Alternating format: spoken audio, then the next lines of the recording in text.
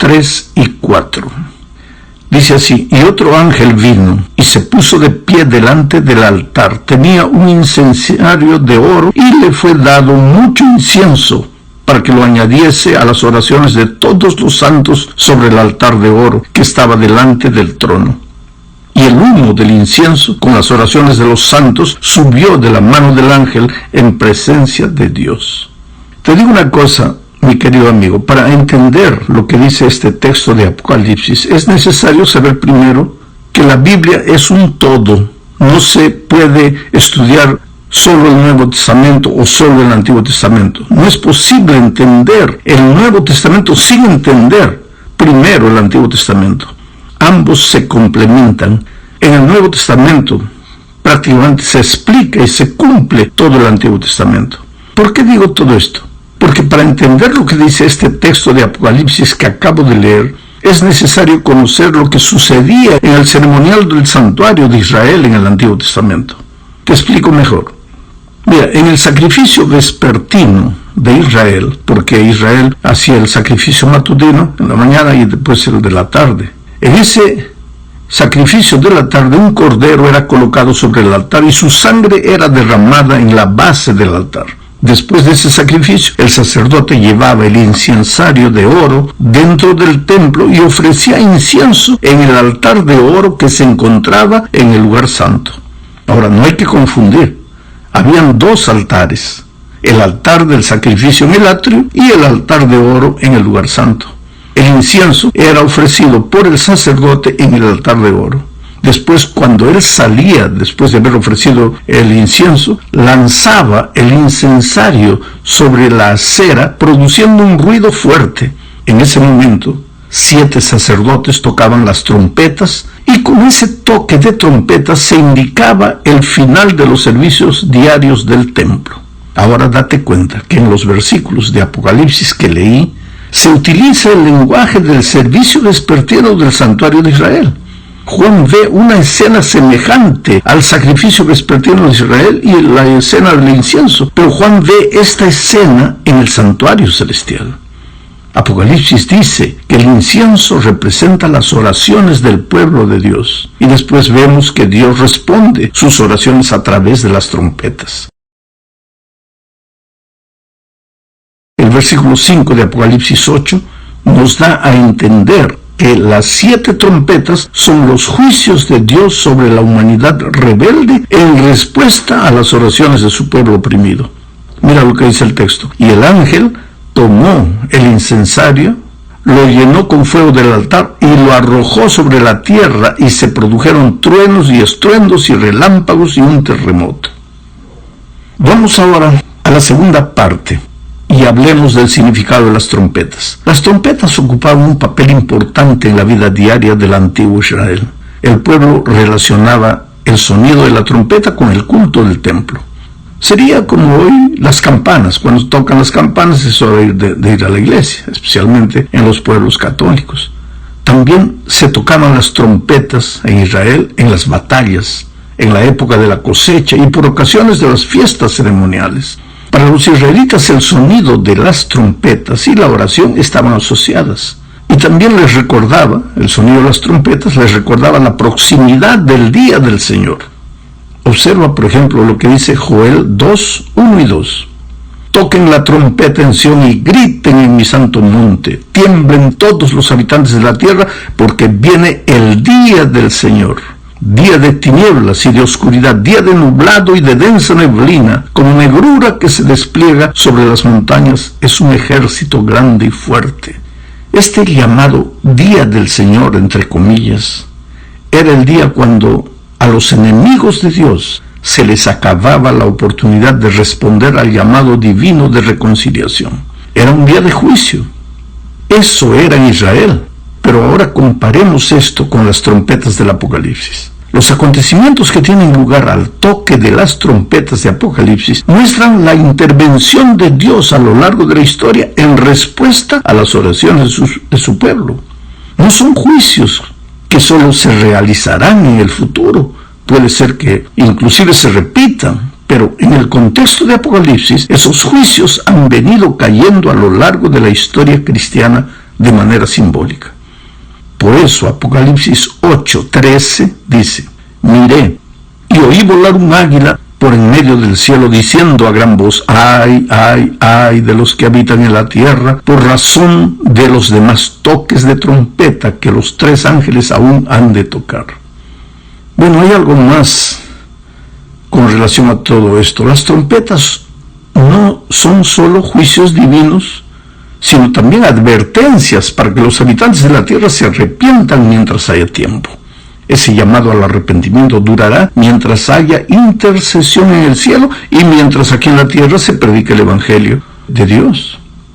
Las 7 trompetas se aplican pues a los mismos periodos que abarcan las 7 iglesias y los 7 sellos. No es posible, como ya dije en un comentario anterior, desarrollar detalle por detalle lo que significa cada trompeta. Esto nos llevaría muchísimo tiempo. Esta es apenas una visión general. Las 2 primeras trompetas anuncian juicio sobre las naciones que crucificaron a Cristo y persiguieron a la iglesia primitiva, o sea, sobre Jerusalén rebelde y el Imperio Romano. La tercera y la cuarta trompeta retratan el juicio divino contra la apostasía de la iglesia cristiana en el periodo medieval del oscurantismo. La quinta y la sexta trompeta describen la situación del mundo religioso a fines de la Edad Media y también el periodo posterior a la Reforma, comenzando con la época de Francia y su dominio ateísta sobre el pensamiento mundial. Veamos ahora un intervalo entre la sexta y séptima trompeta. Esta es la tercera parte de nuestro comentario. Como ya vimos, la sexta trompeta nos lleva hacia el tiempo del fin. Pero antes de que suene la séptima trompeta, encontramos un interludio dedicado a explicar la misión y la experiencia del pueblo de Dios en el tiempo del fin. Apocalipsis 8 y 9 presentan las primeras 6 trompetas. Ahora viene el interludio que mencionamos. Está en los capítulos 10 y la primera parte del 11. Solo en la segunda parte del capítulo 11 encontraremos la séptima trompeta. Veamos entonces ese interludio. Apocalipsis 10, 1 al 4 dice: vi a otro ángel poderoso que descendía del cielo envuelto en una nube, y el arco iris estaba sobre su cabeza. Su rostro era como el sol y sus pies como columnas de fuego, y tenía en su mano un librito abierto. Presta atención a este librito. Este ángel, querido, este ángel poderoso es nada menos que Cristo. Por lo menos eso es lo que dice la sierva del Señor en el comentario bíblico adventista, volumen 3, página 982. Este ángel de la visión de Juan pone sus pies sobre el mar y la tierra, y esto implica que su gobierno es universal y que lo que está a punto de proclamar tiene importancia mundial, porque mira, el versículo 2 dice: puso su pie derecho sobre el mar y su pie izquierdo sobre la tierra. Después, en el versículo 3 se dice: y gritó a gran voz, como cuando ruge el león. Y cuando gritó, los 7 truenos emitieron sus voces. ¿Sabes? En la visión de Juan, el ángel grita con el rugido de un león. El rugido del león simboliza la voz de Dios. Eso dice Oseas 11:10. Mira, ellos vendrán en pos de mí. Yo, el Señor, rugiré como un león, y mis hijos vendrán temblando desde el occidente. Así que aquella voz que oye Juan es la voz del Dios Cristo. A Juan no se le permite escribir lo que dicen los truenos, porque el versículo 4 dice: cuando los 7 truenos hablaron, yo estaba por escribir, pero oí una voz del cielo que decía: sella las cosas que los 7 truenos hablaron, no las escribas. Quiere decir que hay cosas del futuro que Dios no nos ha revelado a través de Juan. Esto nos lleva a un asunto interesante que a veces crea problemas entre algunos creyentes. Juan, en Apocalipsis 10, 5 al 7, dice: entonces el ángel que vi estaba sobre el mar y sobre la tierra, levantó su mano derecha al cielo y, jurando por el que vive por los siglos de los siglos, por el mismo que creó el cielo, la tierra y el mar y todo lo que hay en ellos, dijo: se acabó el tiempo. Cuando llegue el momento de que el séptimo ángel comience a tocar la trompeta, se cumplirá el misterio de Dios que Él ya había anunciado a sus siervos los profetas. Ahora, mi pregunta es, ¿a qué tiempo se refiere este ángel? Para entender este asunto necesitamos leer una visión de Daniel, registrada en Daniel 12, 6 y 7, que dice: uno de ellos le dijo al varón vestido de lino. Aquí está la descripción de este mismo ángel que vio Juan. Uno de ellos le dijo al varón vestido de lino que estaba sobre las aguas del río: ¿cuándo se cumplirán todos estos portentos? Y vi que el que estaba vestido de lino y de pie junto a las aguas del río levantó hacia el cielo las dos manos y, jurando por el que vive por los siglos, dijo: pasarán un tiempo, más 2 tiempos y la mitad de un tiempo. Cuando la dispersión del poder del pueblo santo llegue a su fin, todas estas cosas se cumplirán. Ahora, mi amigo querido, ¿percibiste las palabras en común que usan Juan y Daniel? Ambos dicen que el ángel levantó su mano derecha al cielo y, jurando por el que vive por los siglos de los siglos, por el mismo que creó el cielo, la tierra, el mar y todo lo que hay en ellos. Pero primero, ambos mencionan la palabra tiempo. Juan dice que el ángel dijo que ya no habría más tiempo. Y Daniel dice que la persecución de los santos duraría tiempos y la mitad de un tiempo, o sea, 1260 años. Es interesante que la declaración del ángel de Apocalipsis de que el tiempo no sería más se refiere a las profecías de tiempo de Daniel. Después de este periodo ya no habrá periodos de tiempo proféticos.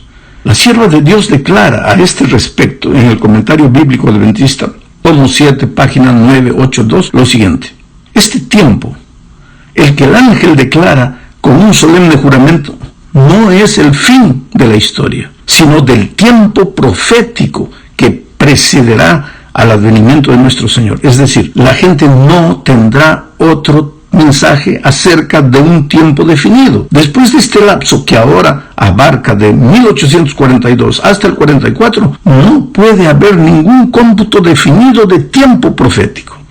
El cálculo más prolongado llega hasta el otoño de 1844. Esta es una declaración inspirada y yo creo. Por eso es que a veces me preocupa ver hermanos preocupados, no, porque hay otra profecía de tiempo, de los 36 meses, o esto y aquello, y que de los tantos días que nos va a llevar a ver cuándo va a comenzar la persecución, y es esto y aquello. Cosas humanas, deducciones humanas, porque el texto bíblico dice, ya no hay más tiempo. Y la sierva del Señor aclara que se trata de profecías de tiempo. Después de la profecía de Daniel, ya no hay más profecía de tiempo.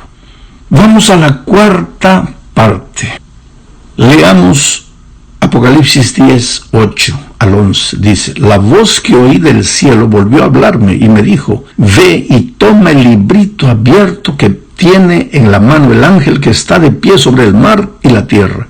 Yo me dirigí al ángel y le pedí que me diera el librito, y él me dijo: aquí lo tienes, cómetelo, te amargará el estómago, pero en tus labios será dulce como la miel. Yo tomé el librito de la mano del ángel y me lo comí.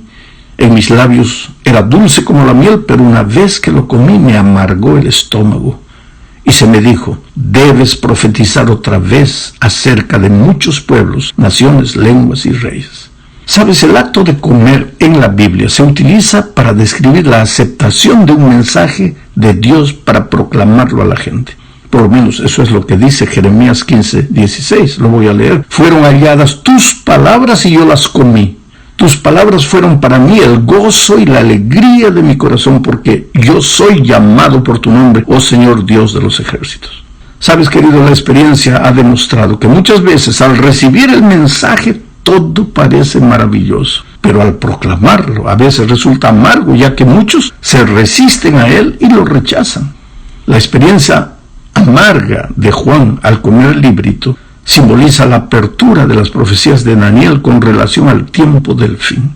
Aquí Juan representa a la iglesia remanente, que es enviada a proclamar el Evangelio eterno. El contexto indica que la visión de Juan apunta a una experiencia amarga del remanente, cuando sobre la base de las profecías de Daniel, los mileritas pensaron que Cristo regresaría en 1844. Ese mensaje les resultó a ellos dulce como la miel. Sin embargo, cuando Cristo no vino como ellos esperaban, experimentaron un amargo chasco y consultaron las Escrituras para una comprensión más clara de lo que había pasado. Pero el ángel le dijo a Juan: debes profetizar otra vez acerca de muchos pueblos, naciones, lenguas y reyes. Esta orden indica que en los últimos días habrá un pueblo que surgirá para proclamar el mensaje de la segunda venida en conexión con las profecías de Daniel y Apocalipsis. Leamos ahora Apocalipsis 11, 1 y 2. Dice: entonces me fue dada una caña semejante a una vara de medir, y se me dijo: levántate y mide el templo de Dios y el altar, y a los que en él adoran, y deja aparte el atrio de afuera del templo, y no lo midas, porque ha sido dado a los gentiles, y ellos pisotearán la ciudad santa por 42 meses. Percibe que este pasaje es la continuación de la escena de Apocalipsis 10. A Juan se le ordenó que midiera el templo, el altar y a los adoradores. El concepto de medir en la Biblia figurativamente se refiere al juicio. El mismo Jesús lo dijo en Mateo 7:2, porque con el juicio con que juzgan serán juzgados, y con la medida con que midan se les medirá. Solo que en el caso de esta medición de Apocalipsis, el templo que debía medir Juan está en el cielo, donde Jesús ministra en nuestro favor. Por lo tanto, Apocalipsis 11:1 se refiere al juicio que tiene lugar antes de la segunda venida y que para nosotros empezó en 1844. Este juicio se concentra exclusivamente en el pueblo de Dios, que son los adoradores del templo. Apocalipsis 11:1 muestra que el mensaje del santuario es el mensaje especial que el remanente debe predicar. Por eso, toda doctrina debemos predicarla en torno al Señor Jesucristo y de su intercesión en el cielo por nosotros. Llegamos al fin de este comentario, creo que ha durado bastante más que otros comentarios, pero es que no puedo resumir más que todo esto. Y aquí hablaremos de los dos testigos. En el capítulo 11 del Apocalipsis aparece una profecía que anuncia los intentos demoníacos para destruir las Escrituras. Apocalipsis 11, 2 y 3 dice: yo mandaré a mis dos testigos, y ellos profetizarán por 1260 días vestidos de cilicio. Ellos son los dos olivos y los dos candeleros que están delante del Dios de la tierra. ¿Quiénes son estos testigos? Pues dejemos que el mismo Jesús responda. Cuando estuvo en esta tierra, le dijo a sus discípulos: escudriñad las Escrituras, porque a vosotros os parece que en ellas tenéis la vida eterna, y ellas son las que dan testimonio de mí. Aquí el Señor Jesús identifica las Sagradas Escrituras como los testigos. Pero en la profecía del Apocalipsis afirmaba que esos dos testigos eran los dos olivos y los dos candeleros que están en pie delante del Dios de la tierra. Y es sorprendente verificar cómo todo concuerda, porque San Pedro señala que las Escrituras son como una antorcha, un candelero que alumbra en lugar oscuro. Y Zacarías las identifica con las dos ramas de olivo. ¿Te das cuenta que de acuerdo con la interpretación que da la misma Escritura, estos dos testigos son un símbolo de sus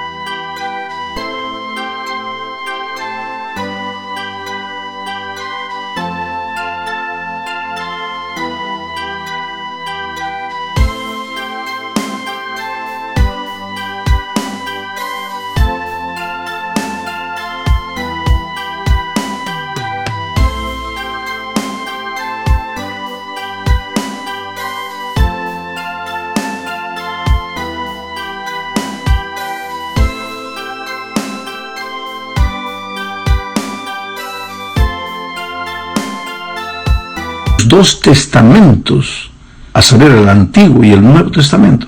Pero ¿en qué sentido darían su testimonio vestidos de luto o de cilicio? durante 1260 días. Pues este es el periodo en que la iglesia de Dios sería perseguida y se tendría que esconder en las cuevas de los montes para poder sobrevivir. El motivo de esa persecución era la obediencia de esos cristianos a la palabra de Dios. Durante ese mismo periodo, las escrituras testificaron vestidas de luto, es decir, ocultas, escondidas, porque su lectura estaba prohibida con el argumento de que la gente no tenía la capacidad necesaria para entenderlas, y que ese privilegio se les había concedido solo a los dirigentes religiosos. Pero la profecía que estudiamos en este capítulo continúa diciendo que después de este periodo de persecución de 1260 años, durante el cual los testigos darían su testimonio vestidos de luto, el texto dice: la bestia que surge del abismo hará guerra contra ellos y los vencerá y los matará. ¿Quién es esta bestia? ¿Y en qué sentido mataría a las escrituras? En el lenguaje de la profecía, una bestia simboliza un reino o un poder político.